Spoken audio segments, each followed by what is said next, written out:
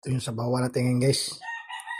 Malunggay, saluyot, may talbos sa lugbati, sili. Ito guys, ito yung sabawan natin guys. Ito guys, oh, isda na inihaw. Ito na guys, oh. Ito guys, ito yung pagtanggal ang dahon sa malunggay guys.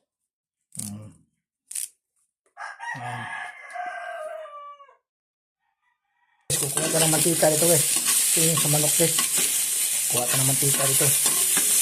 Ito yung isa sa ricado guys. Yung mantika na guys, oh. Magkaroon ng mantika. Lagyan na natin yung ricado.